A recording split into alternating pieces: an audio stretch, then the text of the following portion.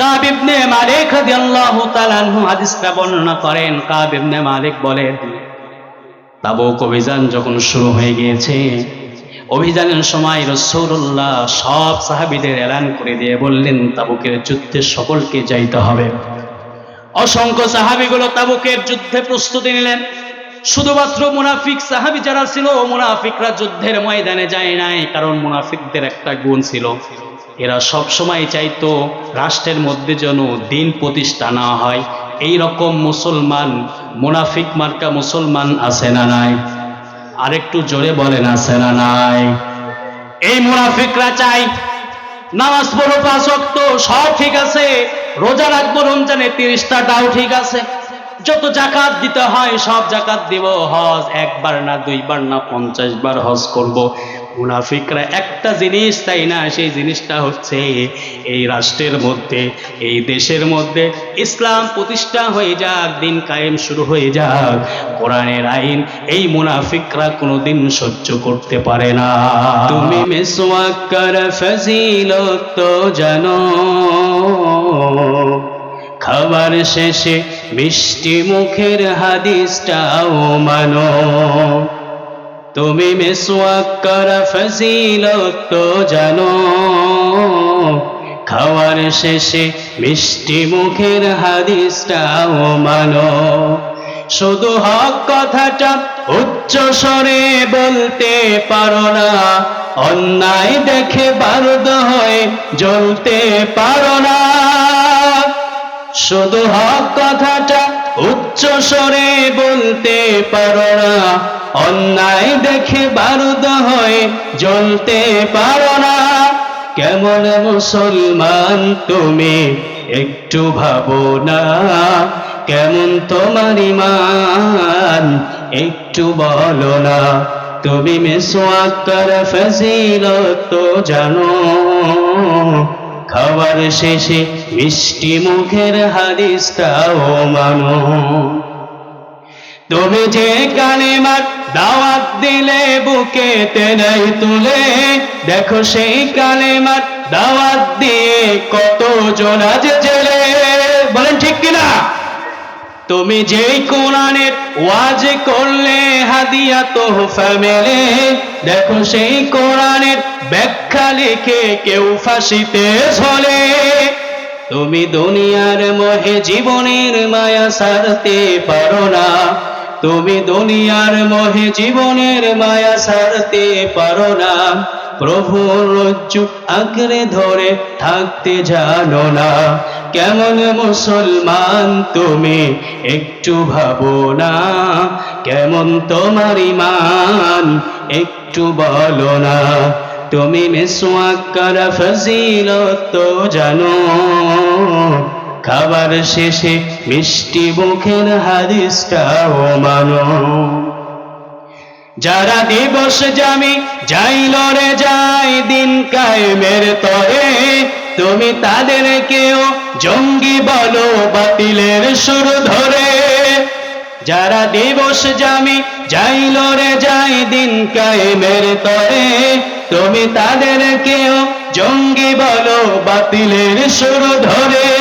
ফতুয়া দিয়ে উম্মার মাঝে বিভক্তি শুধু বাড়াও, নিজেকে ভাবো হক বাকিরা ভুলে নিত্যা ছাড়াও।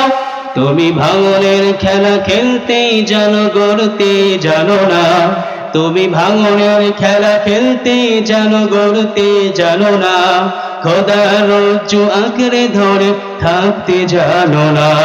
কেমন মুসলমান তুমি একটু ভাবো না, কেমন তোমার ঈমান একটু বলো না। তুমি মিসওয়াক করা ফজিলত তো জানো, খাবার শেষে মিষ্টি মুখের হাদিসটাও মানো।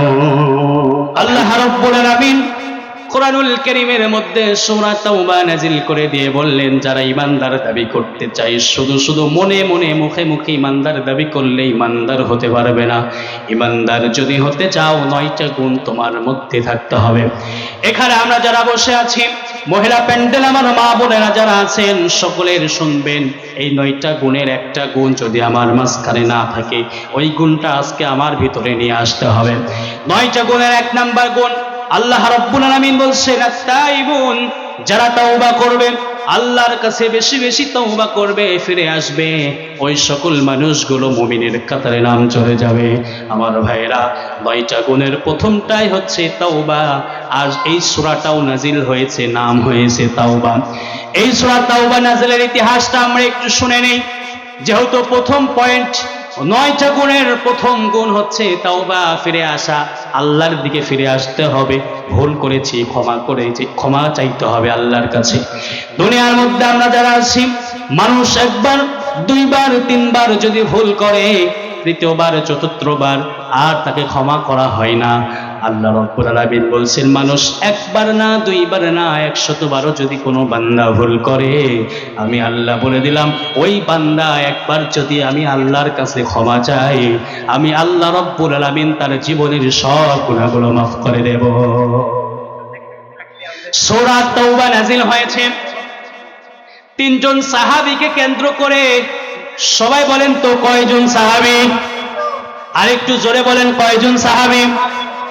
3 জন সাহাবীকে কেন্দ্র করে সূরা তাওবা আল্লাহ রাব্বুল আলামিন নাজিল করেছেন। দেখেন সাহাবীদের ঈমান, আমরা এখানে যারা বসে আছি, সাহাবীদের ঈমানের মতো কি আমাদের কারো ঈমান আছে? সাহাবীদের ঈমানের মতো আমাদের কারো ঈমান নাই। সাহাবীরা জান্নাতের সার্টিফিকেট পাওয়ার পরেও নামাজ ছাড়ে নাই। ওমর রাদিয়াল্লাহু তাআলা আনহু নামাজে দাঁড়িয়ে কান্না করতেন। উসমান রাদিয়াল্লাহু তাআলা আনহু কবর দেখলে হাউমাউ করে কান্না করতে করতে বেহুশ হয়ে যেতেন। ঈদের দিন, রমজানুল মুবারকের ঈদ, ঈদুল ফিতর, সকলেই নামাজ পড়ে যখন ঘরের মধ্যে গিয়ে আনন্দ উল্লাস করে, আমিরুল মুমিনিন ওমর ফারুক রাদিয়াল্লাহু তাআলা আনহু ঘরের মধ্যে গিয়ে ছোট্ট একটা ছাগলের বাচ্চা হাতে নিয়ে ছাগলকে বলে, ছাগল রে, তোর জীবনটাই বুঝি ধন্য। আর ওমর রাদিয়াল্লাহু তাআলা আনহু ছাগলকে নিয়ে ঘরের দরজা বন্ধ করে দিয়ে ছাগলের সঙ্গে কথা বলে।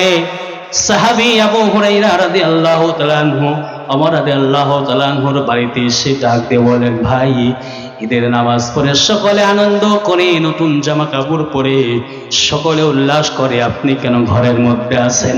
ওমর রাদিয়াল্লাহু তাআলা বলেন, ভাই রে, ছাগলের জীবনের দিকে তাকিয়ে দেখি, ছাগল মারা গেলে কোনো হিসাব হবে না।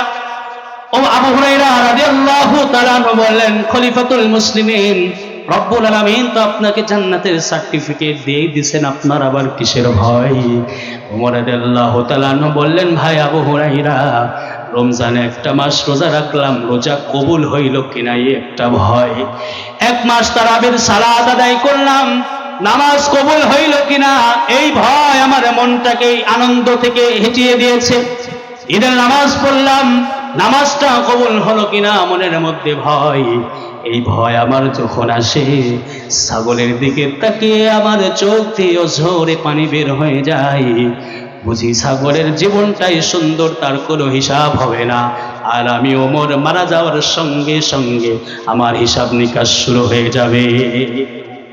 আমার কলিজার টুকরা ভাইরা, যুবক ভাইরা, বৃদ্ধ বাবাজিরা, এখানে যারা বসে আছি, সাহাবীদের ঈমানের কোনো ঈমান আমাদের নাই। সাহাবীদের জুতার ধুলার সমান দামও কিন্তু আমাদের নাই। 3 জন সাহাবীকে কেন্দ্র করে সূরা তাওবা নাজিল হয়েছে।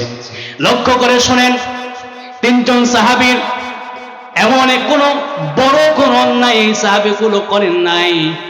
3 জন সাহাবী শুধুমাত্র দিন কায়েম থেকে একটু সরেছিলেন। কিসের থেকে একটু সরেছিলেন বলেন? দিন কায়েমের থেকে অবহেলা করে হেলায় খেলায় যুদ্ধের ময়দানে যায় নাই। এর আগেও সব যুদ্ধে গিয়েছে, শুধুমাত্র একটা যুদ্ধে যায় নাই। কয়টা যুদ্ধ? তাবুক যুদ্ধের পূর্বে এই সূরা তাওবা নাজিল হয়েছে। তাবুক যুদ্ধের সময় তাবুক অভিযান শুরু হয়ে গিয়েছে, এমন একটি যুদ্ধ, গ্রীষ্মকালীন একটি সময়, প্রচন্ড রৌদ্রের সময়। এই সময় আল্লাহ রাসূল অসংখ্য সাহাবীদের একত্রিত করলেন আর বললেন, সাহাবীরা সবাই যুদ্ধের ময়দানে যাবে, যুদ্ধের ময়দানে গিয়ে কাফেরদের বিরুদ্ধে মোকাবেলা করতে হবে। সব সাহাবীগুলো প্রস্তুতি নিলেন। অনেক দূরের পথ, যানবাহন তেমন নাই, যাওয়ার মতো কোনো পরিবেশ অত সুন্দর নাই, প্রায় 1 মাসের পথ হেঁটে হেঁটে হেঁটে হেঁটে যাইতে হবে। আমার কলিজার টুকরা ভাইরা, ইসলাম প্রতিষ্ঠার জন্য, দিন কায়েমের জন্য সাহাবীদের ত্যাগ দেখেন। সাহাবীরা দিন কায়েমের জন্য, কোরআনের রাষ্ট্র বিনির্মাণে তাদের জীবন, যৌবন, অর্থ, সম্পদ সবকিছু আল্লাহর পথে ব্যয় করেছিলেন কিনা?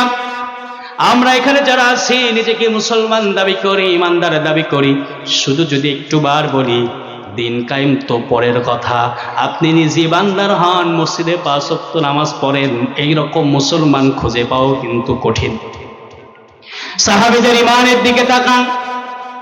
3 জন সাহাবীর মধ্যে কাব ইবনে মালিক রাদিয়াল্লাহু তাআলা আনহু হাদিসটা বর্ণনা করেন। কাব ইবনে মালিক বলেন, তাবুক অভিযান যখন শুরু হয়ে গিয়েছে, অভিযানের সময় রাসূলুল্লাহ সব সাহাবীদের এলান করে দিয়ে বললেন, তাবুকের যুদ্ধে সকলকে যাইতে হবে। অসংখ্য সাহাবীগুলো তাবুকের যুদ্ধে প্রস্তুতি নিলেন। শুধুমাত্র মুনাফিক সাহাবী যারা ছিল, মুনাফিকরা যুদ্ধের ময়দানে যায় নাই, কারণ মুনাফিকদের একটা গুণ ছিল, এরা সব সময় চাইতো রাষ্ট্রের মধ্যে যেন দিন প্রতিষ্ঠা না হয়। এই রকম মুসলমান, মুনাফিক মার্কা মুসলমান আছে না নাই? আরেকটু জোরে বলেন, আছে না নাই?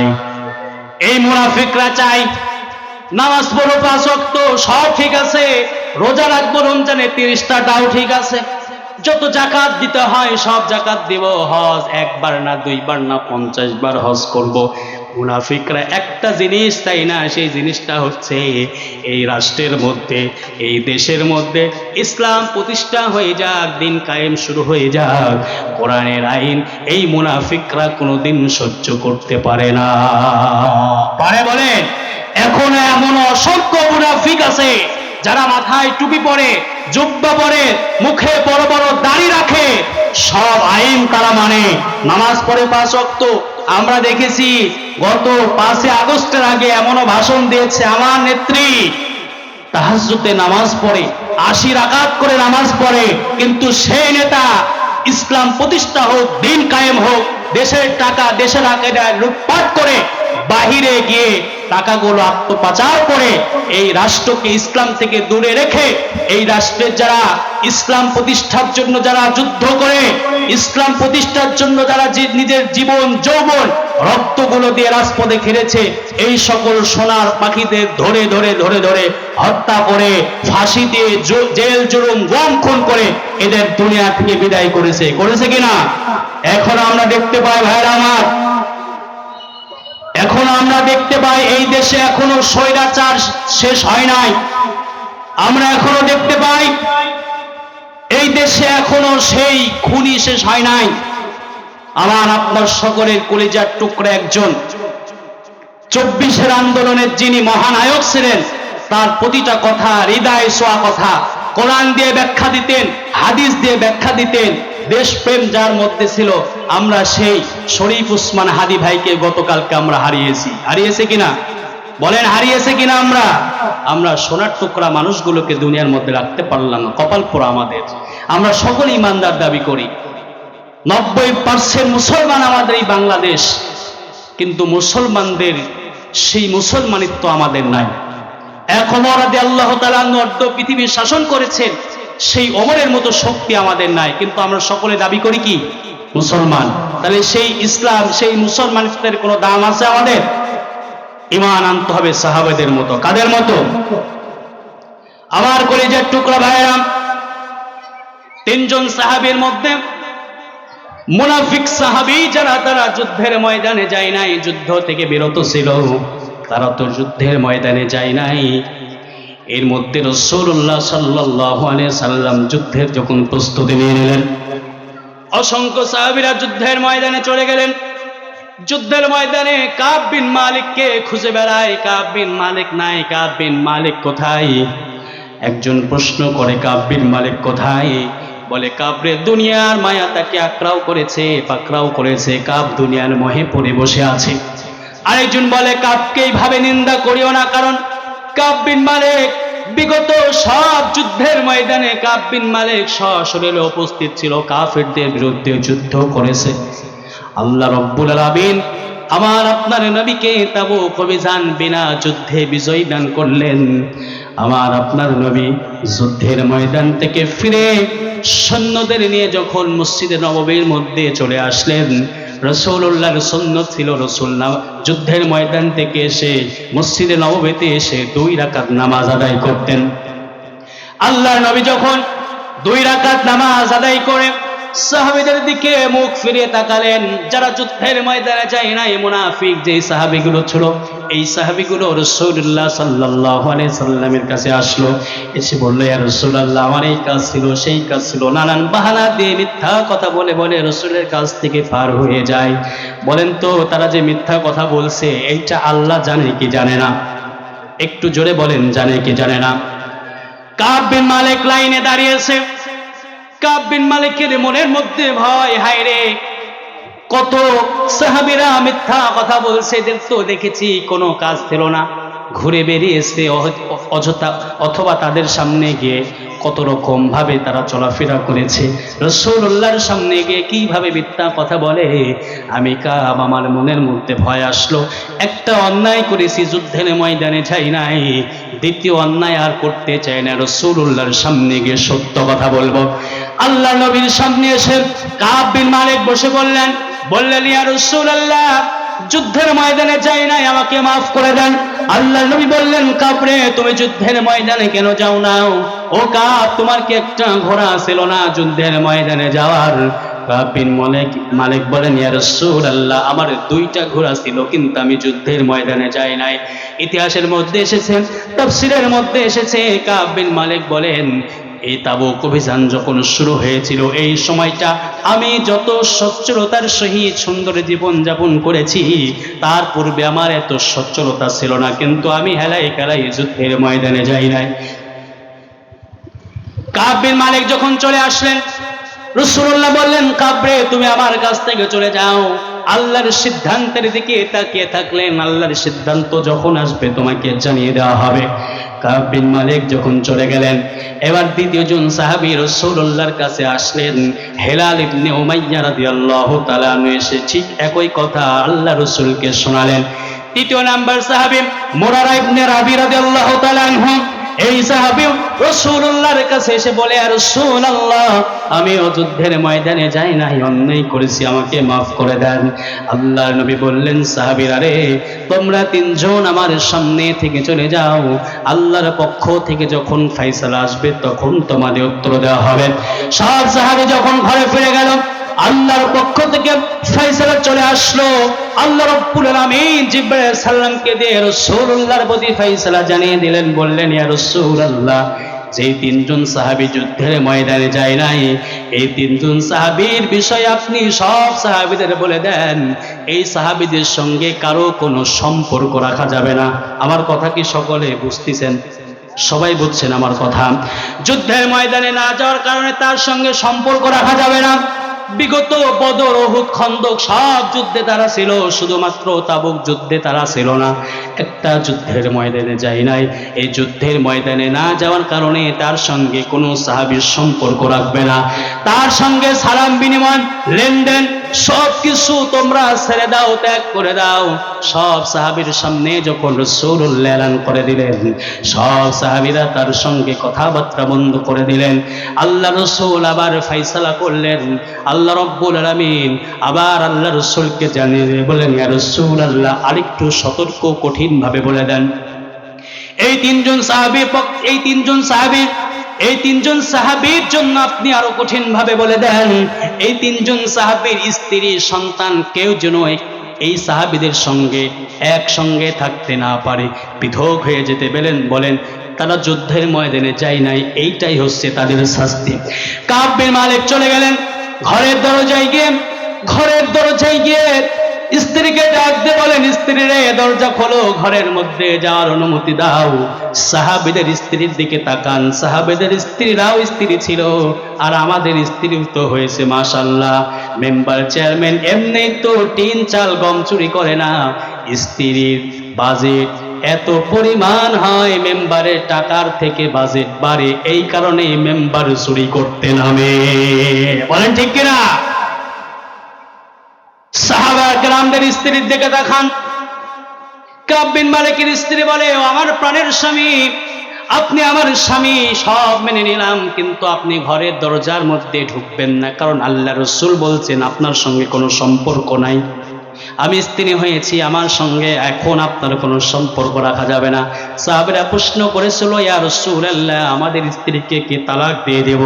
আল্লাহ রাসূল বললেন, না, তালাক দেওয়া যাবে না, কিন্তু সম্পর্ক এখন ছিন্ন করতে হবে, তাদের সঙ্গে থাকা যাবে না। কাব বিন মালিকের স্ত্রী বললেন, ইয়া রাসূলুল্লাহ, কাব বিন মালিকের স্ত্রী বললেন, কাব, শুনে রাখো আমার স্বামী, আল্লাহ রাসূল বলে দিয়েছেন তোমার সঙ্গে কোনো সম্পর্ক রাখা যাবে না। তুমি যদি ঘরের এই দরজার মধ্যে প্রবেশ করো, আমি অপর দরজা দিয়ে ঘর থেকে বেরিয়ে পড়ব। কাব বিন মালিক ঘর থেকে চলে আসলেন। বাইরে এসে দেখে কাব বিন মালিকের দুইটা সন্তান মাটির মধ্যে খেলাধুলা করছে। একটার বয়স 9 বছর, একটার বয়স 11 বছর। সন্তানগুলোকে ডাক দিয়ে বলেন, সন্তানরা আমার কাছে আসো। কোথায় যাব জানি না, আল্লাহ রাসূল আমাদের বয়কট করেছে, কোনো সাহাবীর সঙ্গে সম্পর্ক রাখা যাবে না। আমার সন্তানেরা একটু আসো, তোমার সঙ্গে চির বিদায় চাই, আমাকে একটু বিদায় দাও। দেখেন সাহাবীর সন্তান বাবাকে ডাক দিয়ে বলেন, বাবা, আল্লাহ রাসূল বলেছে আপনার সঙ্গে কোনো সম্পর্ক রাখা যাবে না, আমরা সন্তান হয়েও আপনাকে বাবা হিসেবে এখন আর মানতে পারি না।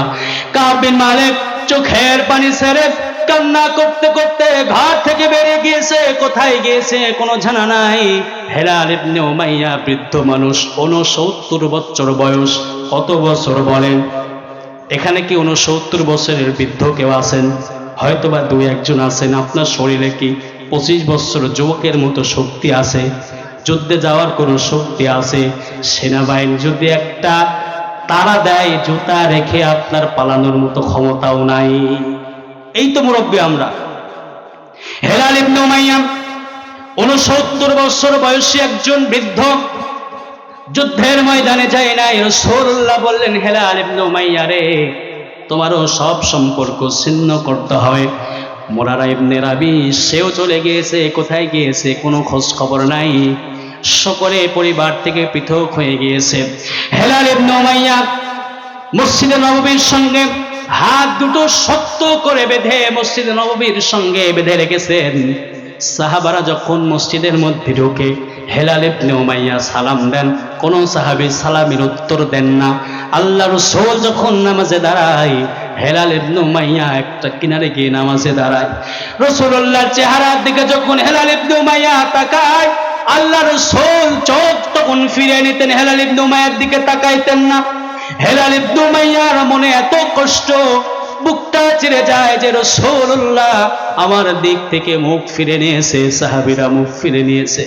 সালাম দিলে আল্লাহ রাসূল সালামের উত্তর নিতেন না, কারণ আল্লাহই বলেছেন তার সঙ্গে কোনো কথা হবে না, কারণ তাদের অপরাধ হচ্ছে একটা, তারা যুদ্ধের ময়দানে যায় নাই। হেলাল ইবনে উমাইয়া মসজিদে নববীর সঙ্গে হাত দুটো শক্ত করে বেঁধে মসজিদে নববীর সঙ্গেই থাকতে শুরু করলেন। এইভাবে দিন যায় করতে করতে দীর্ঘ 50টা দিন চলে গেল। সবাই বলেন কয় দিন? 50 দিন চলে গেল।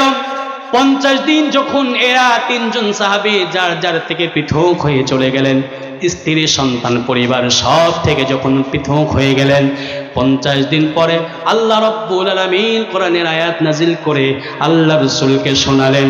আল্লাহ রাব্বুল আলামিন বলছেন, ওয়া আলাত সালাতাতিল্লাযীনা খুল্লিফু হাত্তা ইযা দাকাত আলাইহিমুল আরদু বিমা রাবুহাত وضاقت عليهم أنفسهم وظنوا أن لا ملجأ من الله إلا إليه ثم تاب عليهم ليتوبوا إن الله هو التواب الرحيم।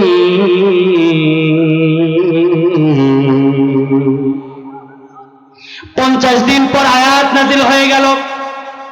রাসূলুল্লাহ ফজরের সালাতে দাঁড়িয়েছে, আয়াতটা নাজিল হয়ে গেল। আল্লাহ রাব্বুল আলামিন আয়াত নাজিল করে দিয়ে আল্লাহ রাসূলকে বললেন, ইয়া রাসূলুল্লাহ, وعلى الثلاثة الذين خلفوا حتى إذا ضاقت عليهم الأرض بما رحبت وضاقت عليهم أنفسهم আল্লাহ রাব্বুল আলামিন আয়াত নাযিল করে দিয়ে বললেন ইয়া রাসূলুল্লাহ তিনজন সাহাবীকে আমি আল্লাহ রাব্বুল আলামিন maaf করে দিলেন সবাই বলেন সুবহানাল্লাহ আল্লাহ রাব্বুল আলামিন যখন maaf করে দিলেন রাসূলুল্লাহ নামাজ শেষ করে মসজিদে নববীর সঙ্গে দেখেন হেলাল ইবনে উমাইয়া হাত দুটো শক্ত করে বেঁধে রেখেছে আল্লাহর নবী যখন হেলাল ইবনে উমাইয়ার হাত থেকে রশিগুলো খুলেন হেলাল ইবনে উমাইয়ার হাতগুলো রশি দিয়ে 50টা দিন বাঁধা ছিল হেলাল ইবনে উমাইয়ার হাতগুলো ফেটে রক্ত বের হয়ে ওখান থেকে পুঁজ জন্মানো শুরু হয়ে গিয়েছে হেলাল ইবনে উমাইয়াকে ডাক দিয়ে বলেন হেলাল রে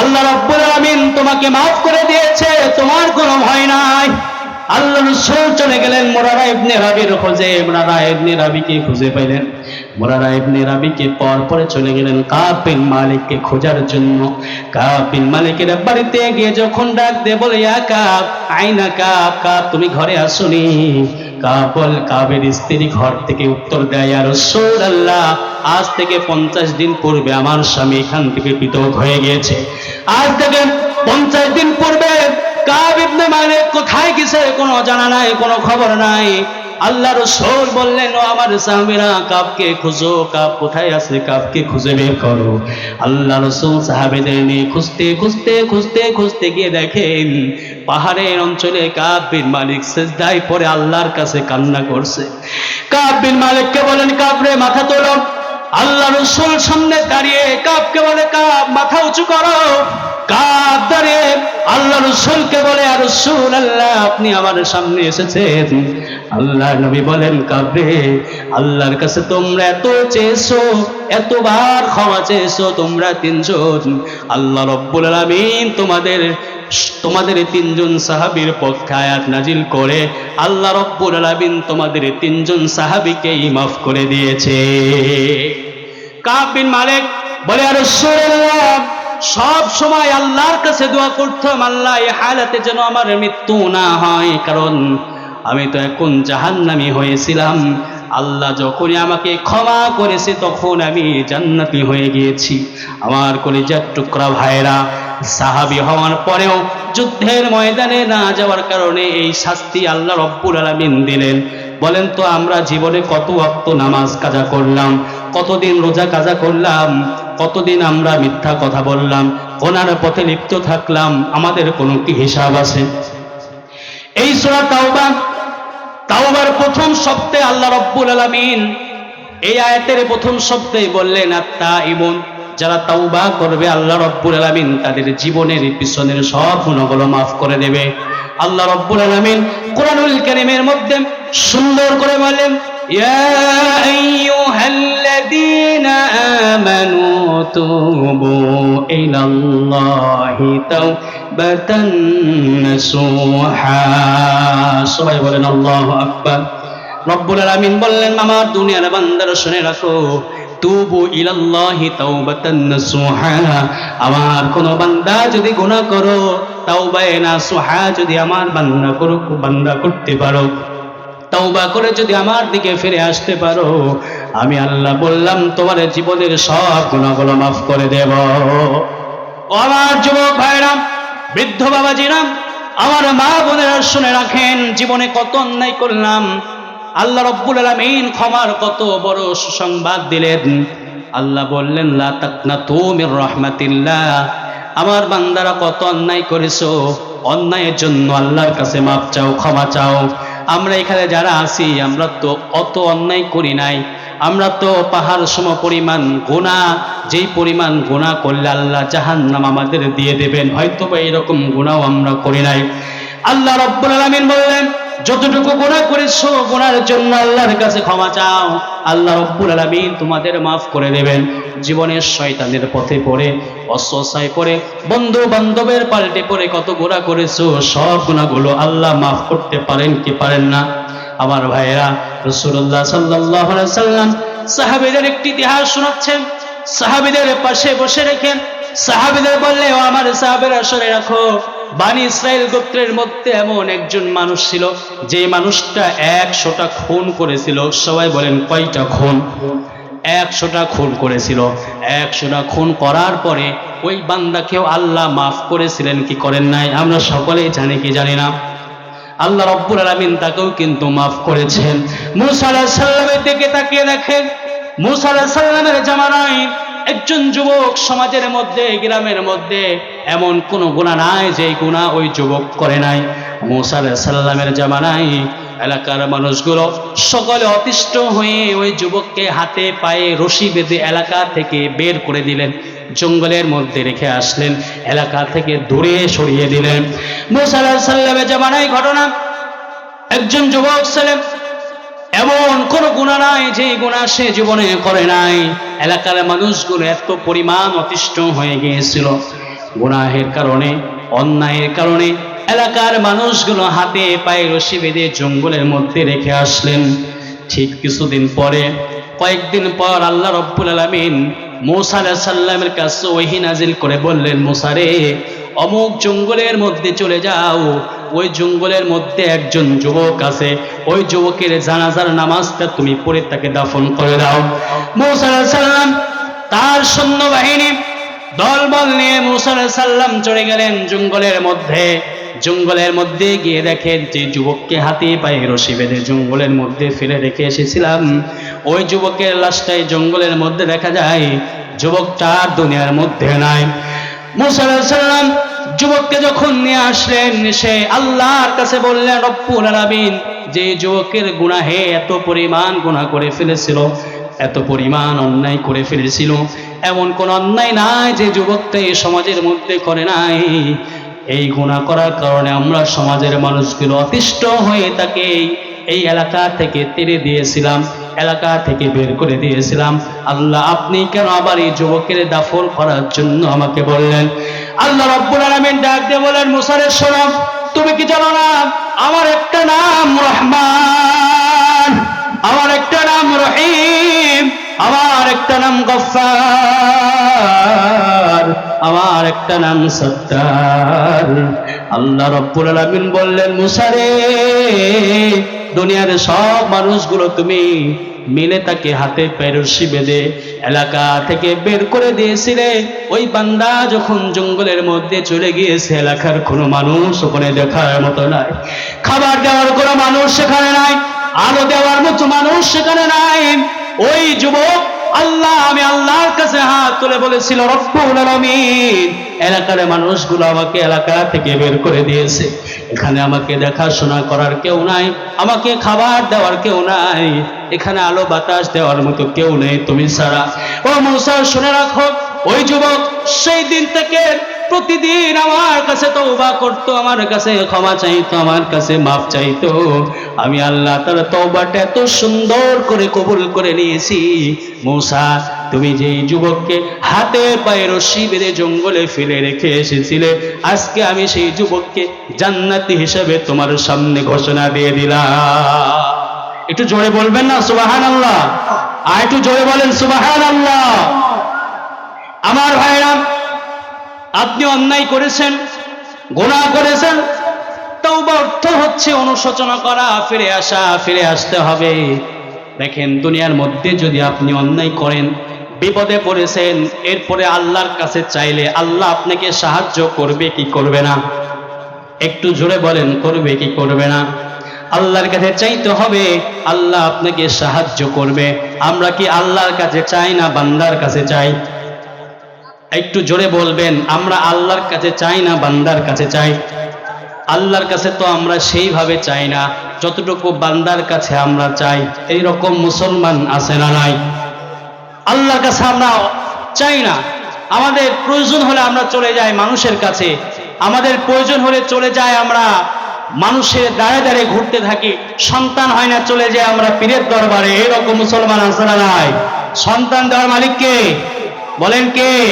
সন্তান হয় না, আমরা চলে যাই বাবার দরবারে, বাবা ঝাড়া ফু দিয়ে সন্তান দিয়ে দেয়। বাবা সন্তান দেওয়ার মালিক, বলেন সন্তান দেওয়ার মালিক কে? তাহলে আমাদের সব কিছু চাইতে হবে কার কাছে? গলার আওয়াজ জোরে করে বলেন, সব চাইতে হবে কার কাছে? আমার ভাইরা, আপনি দুনিয়ার মধ্যে বিপদে পড়েছেন, এর পরেও চাইতে হবে কার কাছে? আল্লাহ রাব্বুল আলামিন এই আয়াতের মধ্যে বললেন, বান্দারা তাওবা করো, অনুশোচনা করো, ফিরে আসো, ভুল করেছো, সঠিক পথের দিকে আসো। আমার ক্ষমার দুয়ারটা সব সময় তোমার জন্য খুলে রাখলাম।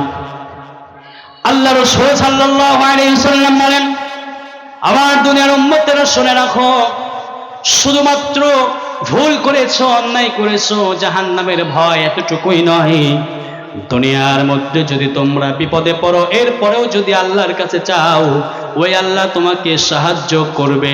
আল্লাহ আমাদের সাহায্য করতে পারে কি পারে না? একটু জোরে বলেন, পারে কি পারে না? সম্মানিত ভাইরা আমার, রাসূলুল্লাহ সাল্লাল্লাহু আলাইহি ওয়াসাল্লাম বলেন, কোন বান্দা যদি দুনিয়ার মধ্যে বিপদে পড়ে যায়, দুনিয়ার মধ্যে বিপদে পড়লেও ওই বান্দা যেন সর্বসময় সর্বোপরি আল্লাহর কাছে চায়। কার কাছে চাইতে হবে? আমার ভাইরা, রাসূলুল্লাহ সাল্লাল্লাহু আলাইহি ওয়াসাল্লাম একদিন সাহাবীদের এই রকম গোল করে বসাইলেন। আমি যেমন আপনাদের সামনে ওয়াজ করছি, নসিহত করছি, আল্লাহ রাসূল ঠিক তেমন সাহাবীদের সামনে নিয়ে মসজিদে মেম্বারের উপরে বসে সাহাবীদের দিকে মুখ ফিরে সাহাবীদের বললেন, সাহাবীরা যখনই বিপদে পড়বে তখনই আল্লাহর কাছে চাইবে। সাহাবীদের বললেন, সাহাবীরা বিপদে পড়েছো, আল্লাহর কাছে চাইবে, আল্লাহ রাব্বুল আলামিন তোমার পথটা ইহসান করে দেবে, সহজ করে দেবে। আল্লাহর নবী বলেন, সাহাবীরা তাহলে শুনে রাখো, পূর্বের যুগের তিনজন ব্যক্তির ঘটনা। কয়জন ব্যক্তির ঘটনা? আরেকটু জোরে বলেন, কয়জন ব্যক্তির ঘটনা? তিনজন ব্যক্তির ঘটনা শুনে রাখো। তিনজন যুবক, বনি ইসরাইল গোত্রের তিনজন যুবক, তিন বন্ধু বেরিয়েছে, রাস্তা দিয়ে হাঁটাহাঁটি করা শুরু করে দিয়েছে। মরুভূমি পথ, রাস্তা, রাস্তার মধ্যে পাহাড়ি অঞ্চল, গাছপালা, বাড়িঘর কিচ্ছু নাই। তিনজন ব্যক্তি ঘর থেকে বেরিয়ে পড়েছে সফরের উদ্দেশ্যে। ঘর থেকে যখন তিনজন বন্ধু বেরিয়ে পড়েছে, হঠাৎ রাস্তার মাঝখানে গিয়ে দেখে প্রচন্ড আকাশে বিদ্যুৎ চমকায়, আকাশের মধ্যে প্রচন্ড মেঘ জমেছে, বৃষ্টি পড়া শুরু হয়ে গিয়েছে। এই তিনজন বন্ধু আশ্রয় নেওয়ার জন্য কোনো বাড়ি নাই, কোনো ঘর নাই, কোথায় গিয়ে আশ্রয় নেবে? কোনো জায়গা নাই। পাহাড়ি অঞ্চল, গুহার ভিতরে গিয়ে তিনজন বন্ধু আশ্রয় গ্রহণ করলো। আল্লাহর কুদরতে এই তিনজন বন্ধু যে পাহাড়ের গুহার মধ্যে আটকে পড়ে আছে, আল্লাহর কুদরতে পাহাড়ের মুখটা, বড় একটি পাথর এসে এই পাহাড়ের মুখটা বন্ধ করে দিল। সবাই বলেন, বিপদ বাড়লো না কমলো? একটু জোরে বলেন, বাড়লো না কমলো? বর্তমানে আমরা চলে এসেছি 2025 সালে।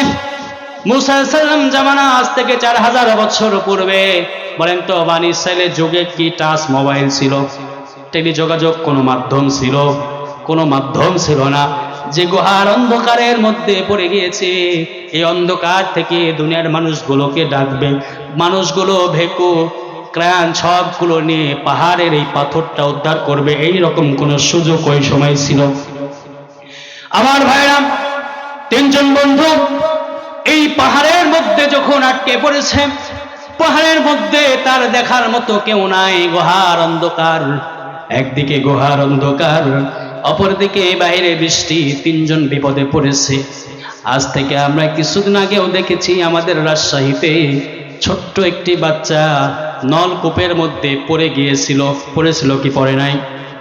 এই ছোট্ট বাচ্চাটাকেও কিন্তু আমরা জীবিত উদ্ধার করতে পারি নাই, কারণ ওইখানে বাঁচানোর মতো কেউ নাই আল্লাহ ছাড়া। দুনিয়ার কত মানুষ দিন রাত 24 ঘন্টা, প্রায় 32 ঘন্টা প্লাস চেষ্টা করার পরেও কিন্তু বাঁচাইতে পারে নাই। এই তিনজন বন্ধু, গুহার অন্ধকার, ওপরে পাথর এসে গুহার মুখটা বন্ধ করে দিয়েছে। তিনজন বন্ধু অন্ধকারের মধ্যে পড়ে গিয়েছে। এবার তিনজন বন্ধু তিনজনে গল্প করে, কথোপকথন করে, বন্ধুরে এইখানে বাঁচার আমাদের আর কোনো পার্সেন্ট নাই, আমরা তো সকলে মারা যাব, এটা আমাদের নিশ্চিত। কেউ আমাদের খাবার দিবে না, এখানে কিঞ্চিত পরিমাণ কোনো আলো বাতাস কিচ্ছু গুহার মধ্যে আসছে না। হঠাৎ করে একজন বন্ধু ডাক দিয়ে বলে, বন্ধুরে এইখানে গুহার মধ্যেও যিনি আমাদের বাঁচাতে পারেন তিনি কে?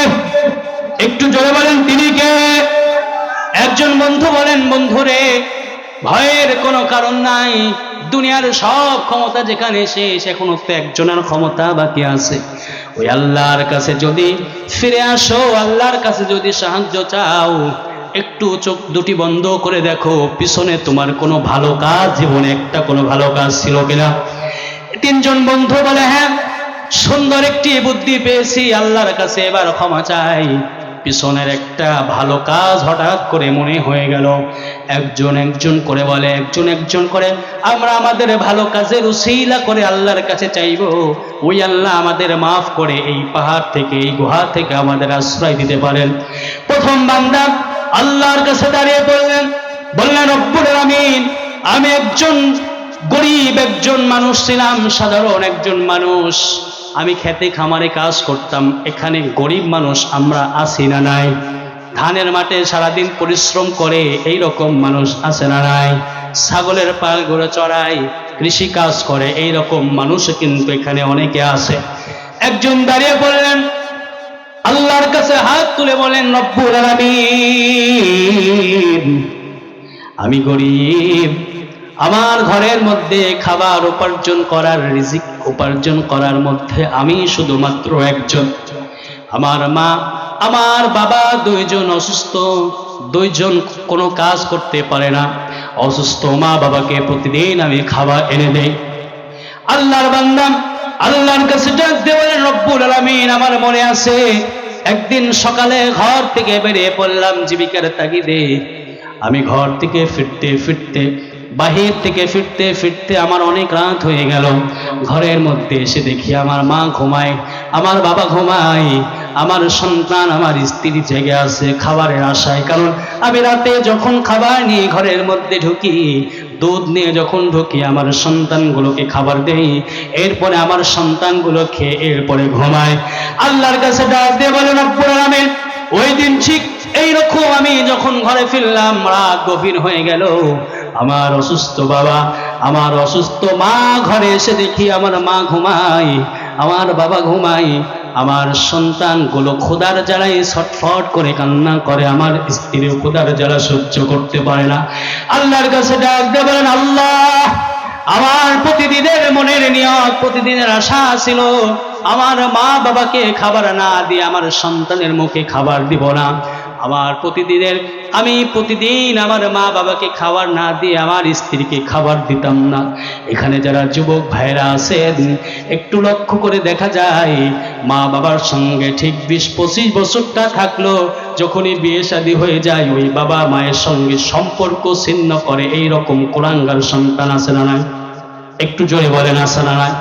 আমার যুবক ভাইরা, যে মায়ের দিকে তাকান, মা আপনাকে 9টা মাস গর্ভে ধারণ করে, প্রসব বেদনা সহ্য করে আপনাকে দুনিয়ার মধ্যে এনেছে। বৈজ্ঞানিকরা বলে, একটা পুরুষ, একটা মানুষ 38 থেকে 37 ডিগ্রি কষ্ট সহ্য করার মতো ক্ষমতা তার থাকে। কিন্তু একজন মা যখন সন্তান প্রসব করে, তার তখন 37 আর 48 থাকে না, কষ্টের মাত্রাতে এত পরিমাণ বেড়ে যায়, 57 ডিগ্রিতে গিয়ে পৌঁছে যায়। এই একটা কষ্ট যদি কোনো বাবা পেত, দুনিয়ার কোনো মানুষ যদি প্রসব বেদনার কষ্টটা কোনো মানুষকে দেওয়া হতো, কলিজা ফেটে সঙ্গে সঙ্গে ওখানে মারা যেত। মায়ের দিকে তাকিয়ে দেখেন, গভীর রাত যখন হয়, আপনি সন্তান যখন ঘরে ফিরেন, দুনিয়ার সবাই ঘুমায়, আপনার স্ত্রীও কিন্তু ঘুমিয়ে যায়, আপনার সন্তান ঘুমিয়ে যায়, আপনার দুঃখী মা কিন্তু তখনও পর্যন্ত জেগে থাকে কি থাকে না? আমার ভাইরা, আমার জীবনে আমি দেখেছি, গভীর রজনীতে যখন আমি ঘরে ঢুকি, অনেক দিন হয়ে গিয়েছে, ঘরের সামনে গিয়ে ডাক দিয়েছি, ঘরের সামনে গিয়ে ডাক দিয়েছি, স্ত্রী বের হয় না। আমার স্ত্রী ঘর থেকে পরে বের হয়, আমি গাড়িটা সামনে রাখার সঙ্গে সঙ্গে দেখি আমার মা দরজা খুলে আমার সামনে দাঁড়ায়। আমার মাকে বললাম, মা তুমি কি ঘুমাও না? আমার মা ডাক দিয়ে বলল, সন্তান তুই বাইরে আছিস, তোর চিন্তায় আমার ঘুম আসে না, তুই বাড়িতে না ফেরা পর্যন্ত মাথার মধ্যে টেনশন হয়, না জানি আমার সন্তান বাইরে আছে, কখন আমার সন্তান ঘরে ফিরবে। আমার কলিজার টুকরা যুবক ভাইরা, ওই মাকে কষ্ট দিবেন না কেউ, ওই বাবাকে কষ্ট দেন না। অনেক জায়গায় দেখেছি আমরা, বাবার মাথায় কোড়াল মেরে বাবাকে হত্যা করে ফেলে, মাকে আঘাত দেয়। সুন্দর একটি স্ত্রী পাওয়ার পরে মাকে ভুলে যায়, এই রকম কুলাঙ্গার আছে না নাই? যে মা আপনাকে শীতে রজনীতে কষ্ট করে করে করে করে আপনাকে লালন পালন করলো, আমি আমার স্ত্রীকে দেখি, আমার ছোট্ট সন্তানের দিকে তাকিয়ে দেখি, আমি আরামে ঘুমাই, আমার সন্তান শীতে রাতে প্রসাব করে দিয়েছে, আমার স্ত্রী আমার সন্তানটাকে বুকের ওপর নিয়ে শুয়ে আছে। আমি যখন বলি এই প্রসাব দিয়ে তুমি কি ঘুমাতে পারো, বলে মা হওয়া তো বড় কঠিন, সন্তানের প্রস্রাব পায়খানা সবগুলো পরিষ্কার করতে হয়। আমার যুবক ভাইরা, আপনার মাও কিন্তু আপনার জন্য এই রকম কষ্ট করেছে কি করে নাই? একটু জোরে বলেন, করেছি করে নাই? ওই মা বাবাকে কষ্ট দিবেন না কোনোদিন। আপনি যত বড় আলেম হন, যত বড় নেতা হন, যত বড় ক্ষমতাসীন ব্যক্তি আপনি হন না কেন, ওই মাকে যদি আপনি কোনোদিন কষ্ট দেন, ওই মাকে কষ্ট দিলে আপনার জীবনের সব আমলগুলো বরবাদ করে দেবেন কে? সবাই একটু জোরে বলেন, কে বরবাদ করে দেবেন? বনি ইসরাইল যুগের মধ্যে একজন ব্যক্তি ছিল, যার নাম ছিল জুরাইজ। এত পরিমাণ আল্লাহর কাছে ইবাদত করত, আল্লাহর কাছে এত পরিমাণ ইবাদত করত, ওই যুগের সব থেকে বড় ইবাদতকারী ছিল জুরাইজ। পাহাড়ি অঞ্চলে একটি ঘর বানিয়েছে, ঘরের মধ্যে জুরাইজ প্রতিদিন ইবাদত করে। জুরাইজ আল্লাহর একজন খাঁটি গোলাম হিসেবে আল্লাহর কাছে পরিচিত হয়ে গিয়েছে। জুরাইজ যখন ঘরের দরজা বন্ধ করে নামাজে দাঁড়িয়েছে, হঠাৎ একদিন জুরাইজের মা এসে জুরাইজকে বলে, জুরাইজ ঘরে আছো? জুরাইজ নামাজে দাঁড়িয়েছে, জুরাইজের মা জুরাইজকে ডাক দেয়, জুরাইজ তুমি ঘরে আছো? জুরাইজ নামাজে দাঁড়িয়েছে, মনের মধ্যে চিন্তা হয়, আল্লাহর কাছে দাঁড়িয়েছি, মায়ের কথা শুনবো কি নামাজ ছেড়ে দেব, কোনো কুল কিনারা পাই না। যেহেতু আল্লাহর সামনে দাঁড়িয়েছি, নামাজটা শেষ করে মায়ের সঙ্গে কথা বলি, মায়ের সঙ্গে সাক্ষাৎ করে। জুরাইজ যখন নামাজ শেষ করেছে, নামাজ শেষ করে দেখে মা নাই, মা চলে গিয়েছে। দ্বিতীয় দিন আবার জুরাইজ যখন নামাজে দাঁড়িয়েছে, জুরাইজের মা আবার এসে জুরাইজকে ডাক দিয়ে বলছে, জুরাইজ ঘরে আছো? জুরাইজ আবার নামাজে দাঁড়িয়ে আবার ঠিক আগের দিনের মতো চিন্তা জুরাইজের মনের মধ্যে হয়েছে। নামাজটা শেষ করে মায়ের সঙ্গে দেখা করি, মায়ের সঙ্গে কথা বলি। জুরাইজ নামাজ শেষ করে ঘর থেকে বেরিয়ে দেখে মা নাই, মা চলে গিয়েছে। 2 দিন মা চিরবিদায় নিয়ে চলে গিয়েছে। তৃতীয় দিন আবার জুরাইজের মা আবার ঘরের দরজায় এসে জুরাইজকে ডাক দিয়ে বলে, জুরাইজ ঘরে আছো? দরজা খোলো। জুরাইজ আবার তৃতীয় দিন নামাজে দাঁড়িয়েছে। ওই দিনও ঠিক জুরাইজ ওই রকম চিন্তা করে, আজকে নামাজটা শেষ করেই মায়ের সঙ্গে দেখা করব। ওই দিন মা মনে বড় আঘাত নিয়ে কষ্ট করে বলে, আল্লাহ 3 দিন সন্তানের দরজায় আসলাম, আমার সন্তান কোনো সারা শব্দ দিল না। আমার সন্তানকে দুনিয়ার মধ্যে বিপদে না ফেলে আমার সন্তানকে ডাক দিও না। বলেন তো, মা বাবা দোয়া করলে দোয়া কবুল হয় কি হয় না? মা বাবা যদি বদদোয়া করে, বদদোয়াও কিন্তু সঙ্গে সঙ্গে কবুল হয়ে যায়। জুরাইজের মা চলে গিয়েছে। জুরাইজের মা চলে যাওয়ার পরে জুরাইজ নামাজ শেষ করে রেখে মা নাই। ঠিক কিছুদিন পর একজন ওই এলাকার সব জায়গায় ছড়িয়ে পড়েছে, জুরাইজের মতো আমলদারী ব্যক্তি আর কেউ নাই। এই জন্যে জুরাইজের হিংসাত্মক চোখে পড়ে গিয়েছে, জুরাইজকে কিভাবে ধ্বংস করা যায়। ওই যে মা আল্লাহর কাছে কষ্ট পেয়ে বলেছিল, আমার জুরাইজকে বিপদে না ফেলে তুমি মৃত্যু দিও না। মনের মধ্যে এই কষ্টটা মা পেয়েছিল, এই জুরাইজের কষ্টর এই দাগটা লাগা শুরু হয়ে গিয়েছে। একজন ওই যুগে বেশ্যা একজন মহিলা ছিল। এই মহিলা জুরাইজের কাছে চলে আসলো, এসে বলে, জুরাইজ রে, তোমার সঙ্গে আমি অপকর্মে লিপ্ত হতে চাই। জুরাইজকে নষ্ট করার জন্য, জুরাইজের সঙ্গে জুরাইজকে ফাঁসানোর জন্য, জুরাইজের আমলগুলো বরবাদ করে দেওয়ার জন্য মানুষের কাছ থেকে টাকা পয়সা খেয়ে এই বেশ্যা মহিলা জুরাইজের পিছনে লাগলো। আজও আমরা বাংলার জমিনে দেখতে পাই কত বেশ্যা মহিলা আছে, কত নর্তকী মহিলা আছে।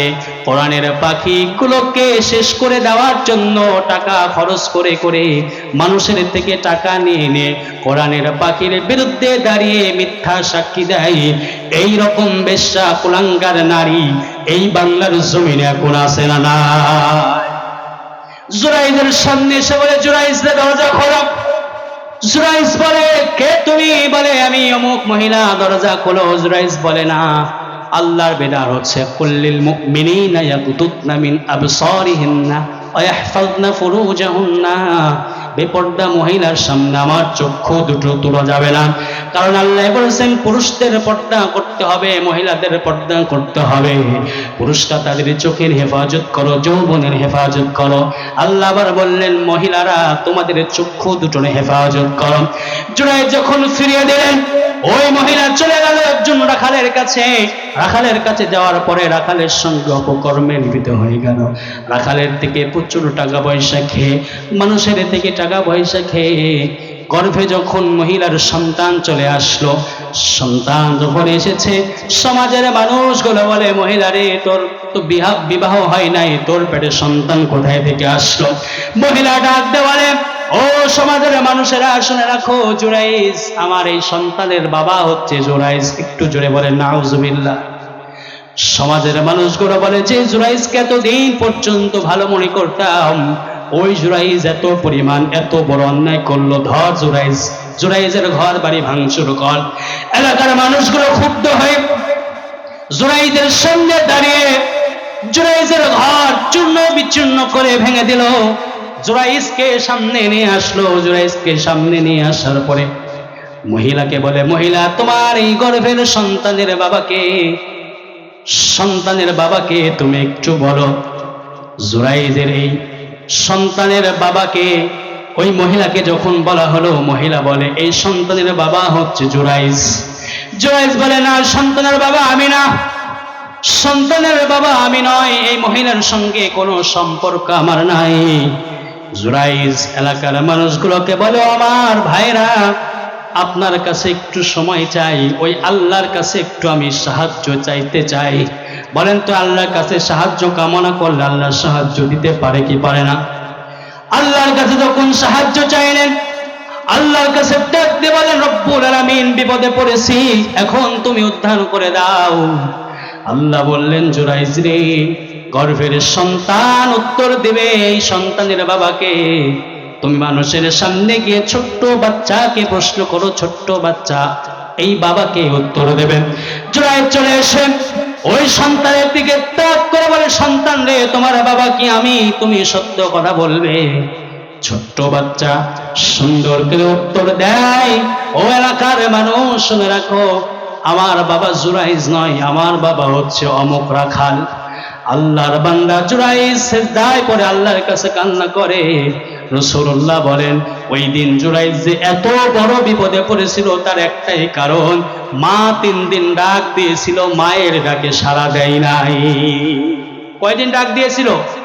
3 দিন। আমরা মায়ের সঙ্গে কত জোর পেশ করি। জুরাইজ তো নামাজে দাঁড়িয়েছিল, আল্লাহর কাছে দাঁড়িয়েছিল, আর আমরা শুয়ে থাকি, ঘুম পারি, ওই মা বাবার সঙ্গে বেয়াদবি করি। এরকম সন্তান আছে না নাই? আমার ভাইরা, যেই কথা বলতেছিলাম, গুহার মধ্যে আটকে পড়েছে 3 জন যুবক। একজন যুবক আল্লাহর কাছে ডাক দিয়ে বলেন, রব্বুল আলামিন, আমার প্রতিদিনের ইচ্ছা, প্রতিদিনের একই রকম রুটিন, একই রকম নিয়ম ছিল। আমি যখন ঘরের মধ্যে ফিরে আমার সন্তানগুলোকে পরে খাবার দেই, আমার মা বাবাকে আগে দুধ পান করাই। ওই দিন ঘরের মধ্যে গিয়ে দেখি আমার মা ঘুমায়, বাবা ঘুমায়, আমার সন্তানগুলোকে আমি খাবার দিব না। আমার মনের মধ্যে ইচ্ছা, আমার সন্তানগুলোকে আমি খাবার দেব না, আমার মা বাবাকে খাবার না দিয়ে আমার সন্তানদের খাবার দেব না। আমার সন্তানগুলো ক্ষুধার জ্বালায় কান্না করতে করতে জমিনের মধ্যে শুয়ে ঘুমাইয়া পড়েছে। আমার স্ত্রী ঘুমাইয়া গিয়েছে, আমার মা ঘুমায়, আমার বাবা ঘুমায়। আমি দুধের পাত্র পেয়ালাটা নিয়ে আমার বাবার সামনে সারা রাত দাঁড়িয়ে থাকলাম। গভীর রজনীতে আমার অসুস্থ মার যখন ঘুম ভেঙে গিয়েছে, মা ডাক দিয়ে দেখে আমার সন্তান দুটো আমার পায়ের নিচে ঘুমিয়ে পড়েছে, আমার স্ত্রী ঘুমিয়ে পড়েছে। আমি সন্তান দুধের পেয়ালা নিয়ে আমার মায়ের শিওরে সারা রাত দাঁড়িয়ে আছি। আমার মা সেই দিন আল্লাহর কাছে ডাক দিয়ে বলেছিল, আল্লাহ, আমার সন্তান সারা রাত দাঁড়িয়ে যে দুধটা আমাকে খাওয়ানোর জন্য দাঁড়িয়ে আছে, আল্লাহ গো, আমার সন্তান দুনিয়ার মধ্যে যেদিন বিপদে পড়ে যাবে, আমার সন্তানকে আজকের দিনের উসিলা করে আমার সন্তানকে বিপদ থেকে উদ্ধার করে দিও। আল্লাহর বান্দা এই দোয়াটা করার সঙ্গে সঙ্গে ওই পাহাড়ের গুহা থেকে কিঞ্চিত পরিমাণ পাথর সরে গিয়েছে। সুবহানাল্লাহ, একটু জোরে বলেন সুবহানাল্লাহ। বাকি আছে কয়জন? জোরে বলেন কয়জন বাকি আছে? এই দুইজনের দোয়া কি আপনারা শুনবেন না শেষ করে দেব? শুনবেন আপনারা? যারা বাইরে আছে এরা কি শুনতে পাচ্ছে দুইজনের কথা? মাইকের আওয়াজ তো যাচ্ছে ঘরেও। এখন থেকে তাফসীরুল কোরআন মাহফিল করতে হলে শুধু ভিতরে মাইক রাখতে, বাইরে মাইক দেওয়া যাবে না, ঘরে বসে শুনে, তাই তো? দ্বিতীয় জন যুবক দাঁড়িয়ে গিয়েছেন, আল্লাহর কাছে দাঁড়িয়ে গিয়েছেন, বলে রব্বুল আলামিন, আমি একজন যুবক সন্তান ছিলাম, আমার এত পরিমাণ অর্থ সম্পদ, এত পরিমাণ টাকা পয়সা ছিল, কোনো কিছুর কমতি আমার জীবনে ছিল না। হঠাৎ করে আমার এলাকার মধ্যে অভাব দেখা গেল। ওই সময়ে আমার মতো কোটিপতি ধনী কেউ ছিল না, কিন্তু আমার একজন চাচাতো বোন ছিল। আমার বোনকে আমি খুব ভালোবাসতাম, খুব পছন্দ করতাম। যুবক ভাইরা আছো যারা দুনিয়ার মেয়ের পিছনে ঘুরতে ঘুরতে জীবনটা নষ্ট করে দিলে, এই দুনিয়ার মেয়ে তোমার জীবনে কোনোদিন কাজে আসবে না। ওই আল্লাহর কাছে যদি চাইতে পারো, ওই আল্লাহ তোমাকে সুন্দর জীবন সঙ্গী দিতে পারে কি পারে না? আল্লাহর বান্দা দাঁড়িয়ে গিয়েছেন, দাঁড়িয়ে বলে রব্বুল আলামিন, আমি যুবক ছিলাম, আমার মনের মধ্যে যৌবনের তাড়না সব ছিল, কিন্তু আমার একজন চাচাতো বোন ছিল, সুন্দর একটু চেহারা, সুন্দর আমার বোন। বোনের দিকে আমার দৃষ্টি চলে গিয়েছে, বোনকে খুব ভালোবাসতাম আমি।